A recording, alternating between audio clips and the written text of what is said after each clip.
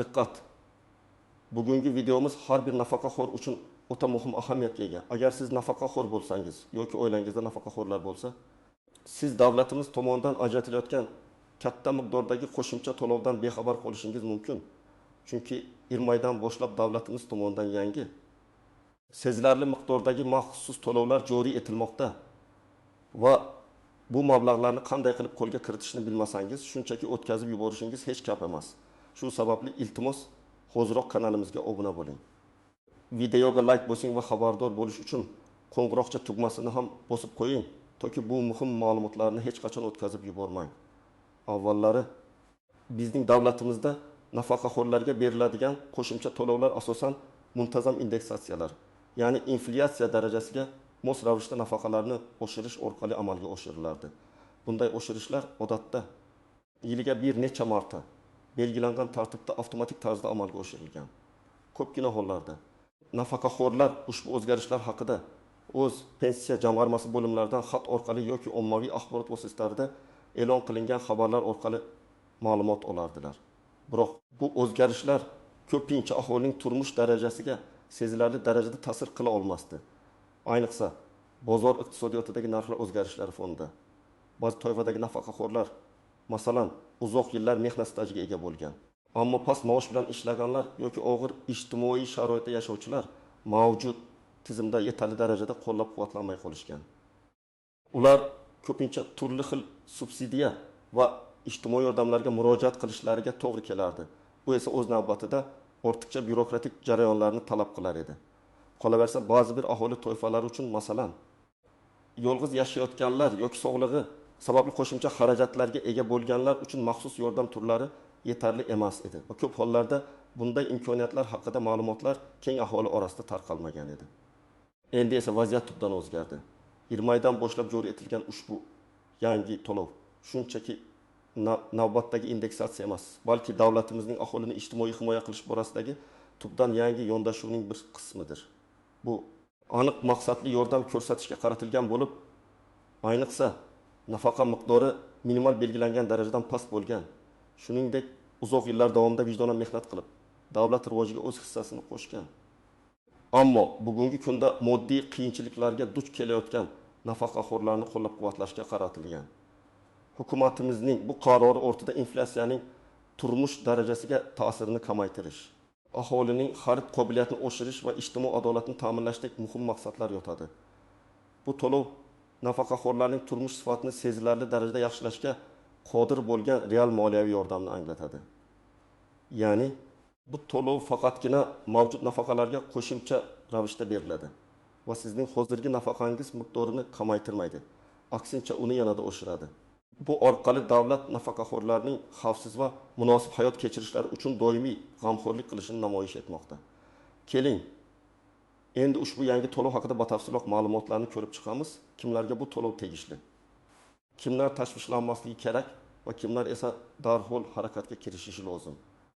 Birinchidan, siz bilishingiz kerak bo'lgan eng muhim narsa bu to'lovning maqsadga yo'naltirilganligidir. Bu hammaga birdek beriladigan to'lov emas. U eng avvalo ijtimoiy himoyaga muhtoj, ya'ni nafaqa miqdori mamlakatda belgilangan eng kam iste'mol xarajatlari darajasidan past bo'lgan nafaqaxo'rlarga qaratilgan. Bu shuni anglatadiki, agar sizning oylik nafaqangiz aytaylik 800 ming so'mdan past bo'lsa, siz ushbu to'lovga da'vogarlik qilishingiz uchun yuqori ehtimollikka egasiz. Shuningdek, uzoq yillar mehnat stajiga ega bo'lgan, ammo past maosh bilan ishlaganligi sababli nisbatan kichik nafaqa olayotganlar ham bu imkoniyatdan foydalanishlari mumkin. Davlatimiz ularni o'z mehnati uchun munosib e'tibor bilan taqdirlashni maqsad qilgan. Ikkinchidan, ushbu to'lovning miqdori ham juda muhim. Bu bir martalik yordam emas, balki muntazam ravishda, ya'ni har oyda nafaqa bilan birga to'lanadigan qo'shimcha mablag'dir.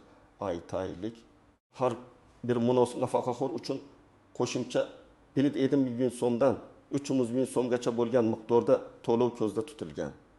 Bu miqdor sizning mavjud nafaqangiz darajasi va ijtimoiy sharoitingizga qarab farq qilishi mumkin. Bu degani, kimningdir nafaqasi 70 ming so'm bo'lsa, u 20 ming so'm qo'shimcha olib, umumiy daki bizim 20 ming so'm olishi mumkin. Boshqa birovning nafaqasi 600 ming so'm bo'lsa, u 30 ming so'm qo'shimcha olib, jami 900 ming so'mga ega bo'lishi mumkin. Bu albatta turmush darajasini yaxshilashga sezilarli ta'sir ko'rsatadi. Keling, bir nechta real hayotiy misollar orqali tushuntiraman. Birinchi misol. Astrosk Gulnora buvi 75 yoshda 20 yildan ortiq muddat ish stajiga ega bo'lgan. Bir vaqtlar kichik maoshli ishlarda ishlagan. Bugungi kunda uning oylik nafaqasi 7 ming so'mni tashkil etadi.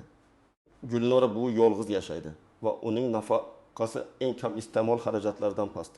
Yangi qonunlarga muvofiq Gulnora bu nafaqasi kam bo'lganligi sababli unga maksimal miqdordagi, ya'ni 300 ming so'm qo'shimcha to'lov berilishi ko'zda tutilgan. Natijada Gulnora buvining umumiy oylik daromadi 700 ming plus 300 ming so'mga yetadi. Bu uning oziq ovqat, dori darmon va kommunal to'lovlar uchun ajratadigan mablag'ini sezilarli darajada oshiradi. Unga yanada erkinroq yashash imkoniyatini beradi. Ikkinchi misol. Akmal bobo 70 yoshda. 15 yillik ish stajiga ega sobiq davlat xizmatchisi. Uning hozirgi nafaqasi 1.200 ming so'm. Akmal boboning nafaqasi nisbatan yuqori bo'lganligi sababli u ushbu yangi to'lov uchun to'liq miqdorga emas, balki qisman miqdorga, masalan, 30 ming so'm qo'shimcha to'lovga ega bo'lishi mumkin. Bu uning umumiy nafaqasini 1.300 ming so'mga yetkazadi. Yoki agar belgilangan chegara 1 million so'm bo'lsa, uning nafaqasi bu chegaradan oshganligi sababli u ushbu to'lovdan umuman foydalana olmasligi ham mumkin. Bu to'lovning maqsadli yo'naltirilganligini ko'rsatadi. Yordam eng ko'p muhtojlarga beriladi. Uchinchi misol, Dilfuza opa 65 yoshda nogironlik nafaqasini oladi. Uning nafaqasi 802 ming so'm. Dilfuza opa nogironligi sababli qo'shimcha tibbiy xarajatlarga ega. Davlatimiz ushbu toifadagi nafaqaxo'rlarga alohida e'tibor qaratib, ularning ijtimoiy himoyasini kuchaytirishga intilmoqda.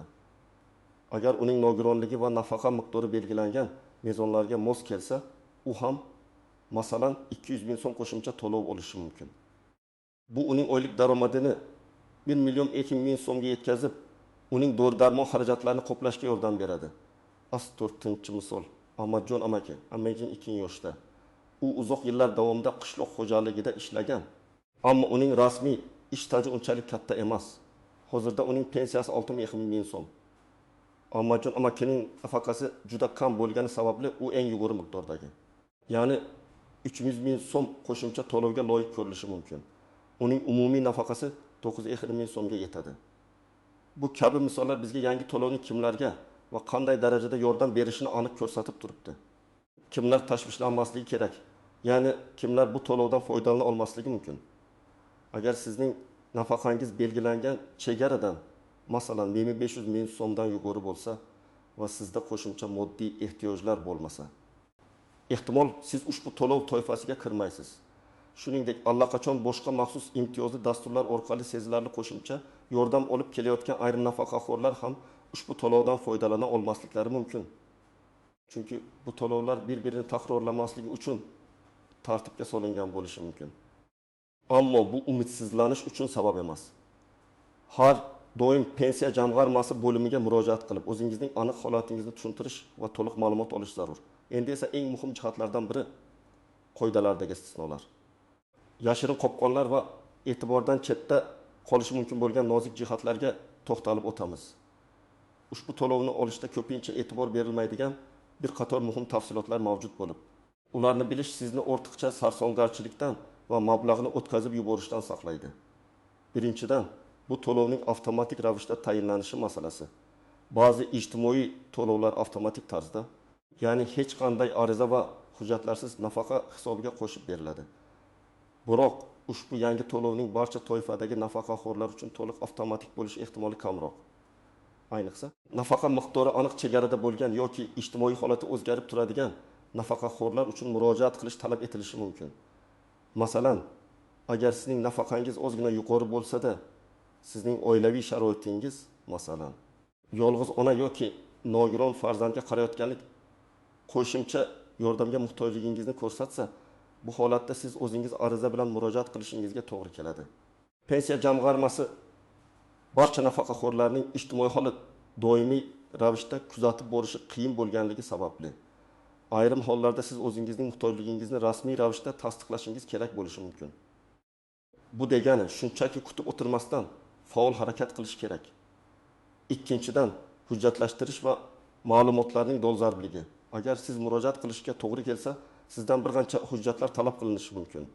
Bularga pasport, nafaqa guvohnomasi, bank hisob raqamingiz to'g'risidagi ma'lumotlar, ehtimol oila tarkibi to'g'risidagi ma'lumotnoma, agar sizning oilaviy sharoitingiz muhim mezon bo'lsa, yoki turmush darajangizni tasdiqlovchi boshqa hujjatlar kirishi mumkin. Eng muhimi, bank rekvizitlaringizning to'g'ri va dolzarb ekanligiga ishonch hosil qiling. Agar siz bank kartangizni yoki hisob raqamingizni yaqinda o'zgartirgan bo'lsangiz, bu ma'lumotlarni pensiya jamg'armasiga yoki davlat xizmatlari markaziga yangilashingiz shart. Aks holda to'lovlar noto'g'ri hisob raqamiga o'tkazilishi yoki kechikishi mumkin. Uchinchidan, muddatlar va arizani topshirish kechikishining oqibatlari.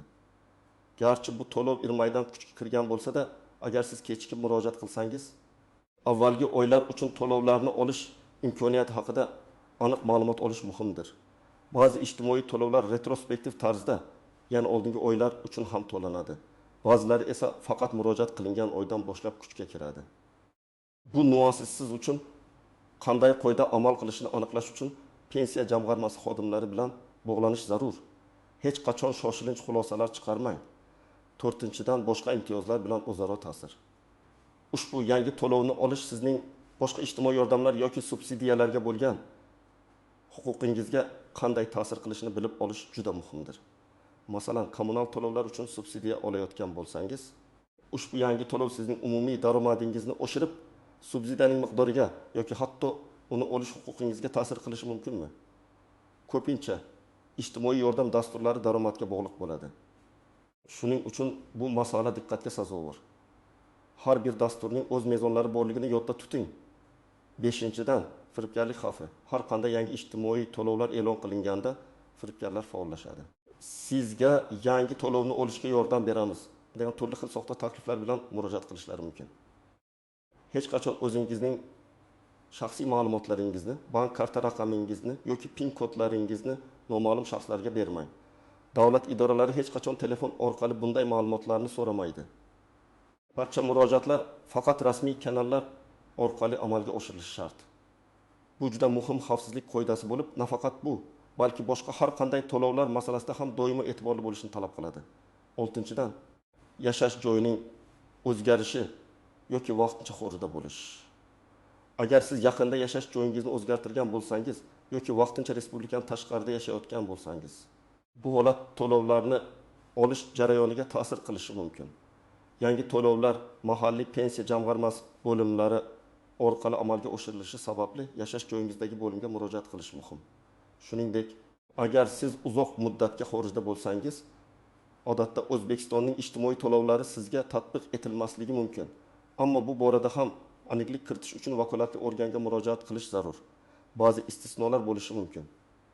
Masalan, agar siz O'zbekiston fuqaroligini saqlab qolgan bo'lsangiz va ma'lum bir muddatdan ortiq muddatga chet elga chiqqaningizni rasmiylashtirgan bo'lsangiz, bu nozik jihatlarni tushunish va ularga e'tibor berish sizga yangi to'lovni muvaffaqiyatli olishda yordam beradi. Endi esa eng muhim qismga o'tamiz. Amaliy maslahatlar, ya'ni siz qanday harakat qilishingiz kerak, qayerga borishingiz, qanday hujjatlarni to'plashingiz va nimalarni yozishingiz lozim. Ushbu yangi to'lovni olish uchun siz aniq va ishchil qadamlarni bosishingiz kerak. Asosiy birinchi qadam, ma'lumotlarni tekshiring va malaka mezonlarini aniqlang. Siz birinchi navbatda ushbu yangi to'lovga aynan sizning holatingizda qaysi mezonlar asosida munosib ekanligingizni aniqlab olishingiz kerak. Buning uchun siz bir nechta usullardan foydalanishingiz mumkin. Pensiya jamg'armasining hududiy bo'limlariga murojaat qiling. Bu eng ishonchli yo'l. Siz yashash joyingizdagi pensiya jamg'armasining tuman, shahar bo'limiga borishingiz va maslahatchilardan o'zingizning holatingiz bo'yicha batafsil ma'lumot olishingiz mumkin. Ular sizga to'lovning maqsadli yo'naltirilganligi, sizning nafaqa miqdoringiz va boshqa omillarni hisobga olgan holda malaka mezonlariga mos kelishingizni aniqlashda yordam berishadi. Davlat xizmatlari markazlariga DXM murojaat qiling. Astrosk DXMlar ham aholiga keng turdagi davlat xizmatlarini ko'rsatadi. Jumladan, ijtimoiy nafaqalar va yordamlar bo'yicha ma'lumot berish va arizalarni qabul qilish. U yerda ham mutaxassislar sizning savollaringizga javob berishlari mumkin. Rasmiy veb saytlarini tekshiring. Pensiya jamg'armasining rasmiy veb sayti Pensiya.uz yoki davlat xizmatlari portali MyBank.uzda ushbu yangi to'lovlar haqida rasmiy ma'lumotlar. Mezonlar va ariza topshirish tartibi e'lon qilingan bo'lishi kerak. Bu saytlarda ko'pincha tez beriladigan savollar bo'limi ham mavjud bo'ladi. U yerdan ham foydali ma'lumot topishingiz mumkin. Pensiya jamg'armasi yoki ijtimoiy himoya agentligining ishonch telefoni raqamlariga qo'ng'iroq qilib maslahat olishingiz mumkin. Bu ayniqsa jismoniy bo'lishga qiyinchilik tug'diradigan nafaqaxo'rlar uchun qulaydir. Asosiy ikkinchi qadam, kerakli hujjatlarni to'plang. Agar siz ushbu to'lovga munosib deb topilsangiz yoki sizga ariza berish kerakligi aytilsa, quyidagi hujjatlar ro'yxatini tayyorlashingiz lozim bo'lishi mumkin. 1. Pasport yoki shaxsni tasdiqlovchi boshqa hujjat. Asli va nusxasi. 2. Asl nafaqa guvohnomasi. Bu sizning nafaqaxo'r ekanligingizni tasdiqlovchi asosiy hujjat. Bank plastik kartochkangiz agar mavjud bo'lsa va uning hisob raqamlar. Ba'zi hollarda bank hisob raqami haqida ma'lumotnoma ham so'ralishi mumkin. Bu mablag'lar sizning shaxsiy hisobingizga o'tkazilishi uchun kerak. 4. Oilaviy ahvolingizni tasdiqlovchi hujjatlar. Masalan, agar siz yolg'iz yashayotgan bo'lsangiz, bu haqda mahalla fuqarolar yig'inidan ma'lumotnoma. Agar nogiron farzandingiz bo'lsa va unga qarayotgan bo'lsangiz, buning tasdig'i. Bu hujjatlar sizning ijtimoiy himoyaga muhtojlik darajangizni aniqlashda yordam beradi. 5. Asosiy daromadlar to'g'risidagi ma'lumotnoma agar talab qilinsa. Sizning umumiy oilaviy daromadingizni tasdiqlovchi hujjatlar. Bu ba'zi maqsadli dasturlarda muhim bo'lishi mumkin. 3. qadam. Arizani to'g'ri to'ldiring va topshiring. Hujjatlar to'plangandan so'ng sizga belgilangan shakldagi arizani to'ldirish taklif etiladi. A. Arizani sinchkovlik bilan to'ldiring. Har bir mayda tafsilotga e'tibor bering. Ism sharifingiz, pasport ma'lumotlaringiz, yashash manzilingiz va bank rekvizitlaringizni xatosiz yozing. Kichik xato ham arizangizning rad etilishiga yoki ko'rib chiqish muddatining uzayishiga sabab bo'lishi mumkin. Bu arizani qayerga topshirish kerak? Odatda arizalar pensiya jamg'armasining hududiy bo'limlarida yoki davlat xizmatlari markazlarida qabul qilinadi. Ba'zi hollarda My.gov. Uz portali orqali onlayn ariza topshirish imkoniyati ham mavjud bo'lishi mumkin. Agar onlayn topshirish imkoniyati mavjud bo'lsa, bu siz uchun eng qulay yo'l bo'ladi. Chunki u vaqtni tejaydi va navbatlarda turishdan xalos qiladi. Arizani topshirganingizdan so'ng uning ro'yxatga olinganligi haqida tasdiqlovchi hujjat, masalan, kvitansiya yoki ro'yxatga olish raqamini olishni unutmang. Bu sizga arizangizning holatini kuzatib borishda yordam beradi. 4. qadam. Arizangizning ko'rib chiqilishini kuzatib boring. Arizangizni topshirganingizdan so'ng uni ko'rib chiqish uchun ma'lum vaqt talab etiladi. Odatda bu 15 ish kunini tashkil qilishi mumkin. Siz oldinroq olgan ro'yxatga olish raqamingiz orqali Davlat xizmatlari markazining veb saytida yoki pensiya jamg'armasining tegishli bo'limida arizangizning holatini onlayn tarzda kuzatib borishingiz mumkin. Agar muddatdan o'tib ketsa va sizga hech qanday javob kelmasa, yana bir bor murojaat qilishingiz yoki ishonch telefoni orqali bog'lanishingiz mumkin. Ba'zi hollarda qo'shimcha ma'lumotlar so'ralishi mumkin. Shuning uchun bunga tayyor turing. 5. qadam. Firibgarlardan ehtiyot bo'ling. Yuqorida ta'kidlaganimdek, yangi to'lovlar e'lon qilinganda firibgarlar aktivlashadi. Hech qachon o'zingizning bank karta ma'lumotlaringizni, raqamni amal qilish muddati yoki shaxsiy hisob raqamingizning parolini noma'lum shaxslarga bermang. Davlat tashkilotlari hech qachon bunday ma'lumotlarni telefon orqali so'ramaydi. Barcha jarayonlar faqat rasmiy muassasalar orqali amalga oshiriladi. Agar sizga shubhali qo'ng'iroqlar yoki xabarlar kelsa, ularga javob bermang va zudlik bilan rasmiy pensiya jamg'armasi yoki davlat xizmatlari markaziga murojaat qilib vaziyatni tushuntiring. Ushbu qadamlarga amal qilish orqali siz davlatimiz tomonidan nafaqaxo'rlar uchun ajratilayotgan ushbu muhim moliyaviy yordamni hech qanday qiyinchiliksiz va xavfsiz tarzda olishingiz mumkin. Davlatimiz tomonidan iyirmadan joriy etilgan ushbu yangi maxsus to'lov nafaqaxo'rlarimizning turmush sharoitini yaxshilashga qaratilgan juda muhim qadamdir. Bu to'lov ayniqsa ijtimoiy himoyaga muhtoj, nafaqasi past bo'lgan va uzoq yillar vijdonan mehnat qilgan insonlarimiz uchun katta yordam bo'ladi. Unutmangki, bu nafaqat moddiy yordam, balki davlatimizning sizga bo'lgan g'amxo'rligining yaqqol ifodasidir. Shuning uchun men bugungi videomizda berilgan ma'lumotlarni diqqat bilan o'rganib chiqishga, shoshilmasdan barcha qadamlarni bosishga va albatta shubhali takliflardan ehtiyot bo'lishga chaqiraman. Sizning fikringiz biz uchun juda muhim. Ushbu to'lovlar haqida nima deb o'ylaysiz? Kimlar bu yordamni birinchi navbatda olish kerak deb hisoblaysiz? Izohlarda o'z fikrlaringizni yozib qoldiring. Bu orqali biz nafaqat bir-birimizga yordam beramiz, balki davlatimiz siyosatchilariga ham aholining real ehtiyojlari haqida ma'lumot beramiz. Videoga like bosing va kanalimizga obuna bo'lishni unutmang. Keyingi videolarda ko'rishguncha, aziz do'stlar.